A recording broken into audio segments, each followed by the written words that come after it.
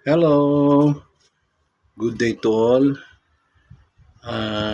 Gusto ko lang pong share sa inyo, sa aking mga kababayan sa buong Pilipinas, sa Luzon, Visayas, and Mindanao.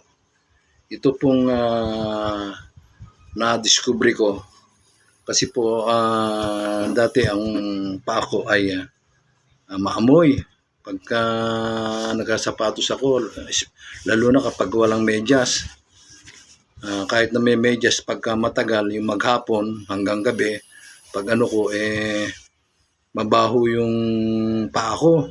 At mismo yung asawa ko nga, pag naghuhubad ako, na nakakabalasing daw. So ngayon po, gusto kong i-share sa inyo to.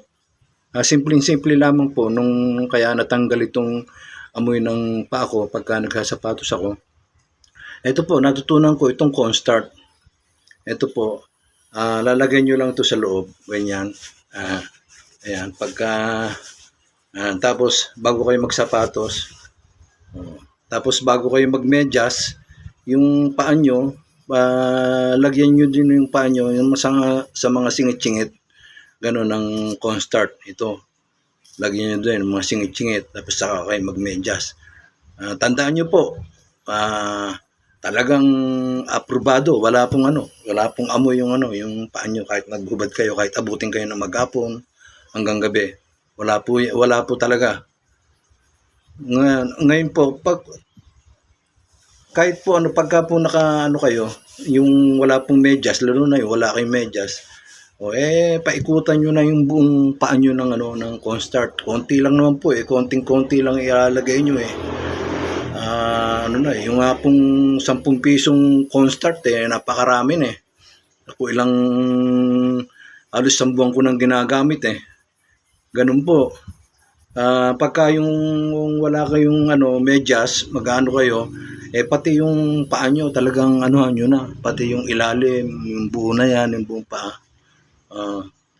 Wala po yan. Tapos pagka naghubad kayo, syempre puting-puti yung paa nyo. Punasan nyo lang po. Kaya wag kagad nyo hugasan kasi baka mapasma kayo. Pwede po yung maligamgam na tubig, yun ang iano nyo para hindi kayo mapasma. Lagyan nyo ng konting suka, yun. Hindi kayo mapapasma. Basta maligamgam na tubig. Wag yung hugasan ng malamig kapag kayo ay kahuhubad ng sapatos, lalo na kung buong araw kayo nagsapatos. Ano po? Sana po may natutunan kayo sa video na ito. Salamat po at good day po sa lahat. Salamat. Thank you.